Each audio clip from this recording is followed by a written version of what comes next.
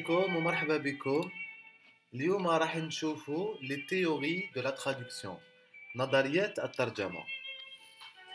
La traduction est un domaine complexe et multidimensionnel qui a donné lieu à plusieurs théories au fil du temps. Voici quelques-unes des théories de la traduction les plus influentes. On va citer quelques théories de la traduction.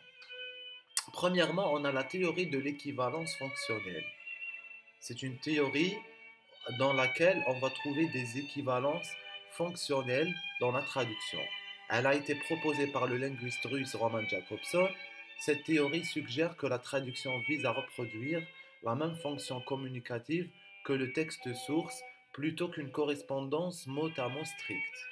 Dans cette théorie de l'équivalence fonctionnelle, on a un schéma de communication qui est représenté par un émetteur, un récepteur, le canal, le message, etc. Il est très connu de Roman Jakobson. Donc, cette théorie, elle se focalise sur la fonction communicative du texte source plutôt qu'une correspondance mot à mot stricte, c'est-à-dire ce n'est pas une traduction littérale.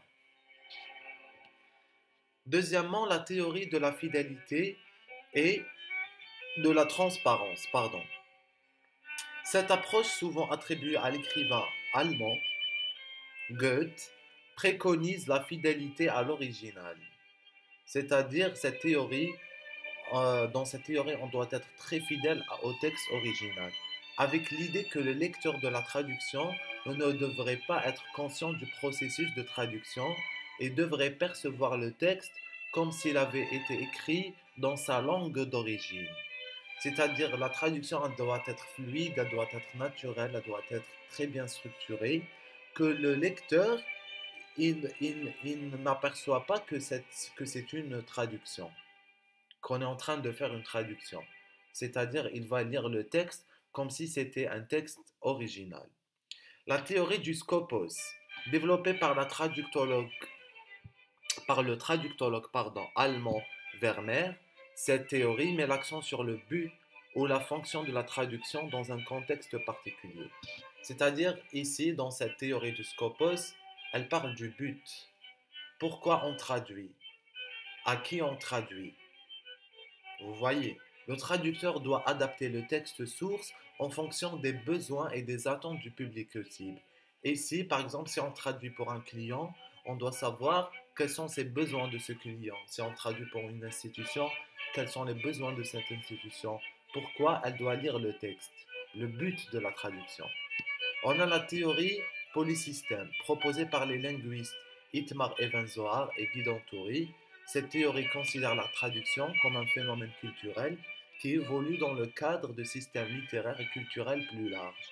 Cette approche, cette théorie, elle nous enseigne que la traduction ne doit pas sortir de son cadre culturel et qu'on doit avoir le sens du mot selon la culture qu'on veut traduire. euh, qu'on veut traduire. La théorie de la réception. Inspirée par les idées de Hans-Georg Gadamer, cette théorie se concentre sur le rôle du lecteur dans le processus de la traduction. Comme vous voyez, dans ces théories, on est en train de jongler entre le récepteur, l'émetteur, le lecteur, le message, le contexte, la culture. Donc, cette théorie de réception, elle met en avant l'idée que la compréhension d'un texte dépend du contexte culturel et des expériences du lecteur. Et là, qu'est-ce qu'on doit souligner? Le contexte culturel et l'expérience du lecteur. Chaque lecteur, il a ses propres expériences, ses propres idées, sa propre culture, et cette traduction, elle doit être adaptée à la réception de ce lecteur. Sixièmement, la théorie de la traduction communicative, développée par le linguiste canadien Peter Newmark. Cette théorie met l'accent sur la communication efficace du message dans la traduction en prenant en compte le contexte et le but du texte. C'est très clair, c'est-à-dire la traduction comme un processus de communication. La traduction, elle prend en compte le contexte, c'est-à-dire siyaq, est le but du texte et pourquoi on traduit. La théorie, septièmement et dernièrement, la théorie des stratégies de traduction, élaborée par le linguiste russe Eugène Nida. Cette théorie examine les différentes stratégies que les traducteurs utilisent pour rendre un texte d'une langue à une autre, parce que lorsqu'on traduit, on utilise des stratégies, et cette théorie, elle utilise les stratégies de traduction en mettant l'accent, c'est-à-dire en focalisant sur la dynamique de processus de la traduction. Le processus de traduction, c'est un processus qui est dynamique et qui n'est pas statique. On fait des recherches, on modifie, on supprime, on fait des chassés-croisés, etc. Ces théories offrent différentes perspectives sur la nature de la traduction et de nombreux traducteurs intègrent des éléments de plusieurs théories dans leur pratique. C'est-à-dire, lorsqu'on traduit, on n'utilise pas une seule théorie, mais on utilise un ensemble de théories en fonction du contexte et des exigences spécifiques de chaque projet. Et cela, c'est fait en fonction du contexte et des exigences spécifiques de chaque projet. Merci de nous avoir suivis. On va se voir dans le cours prochain.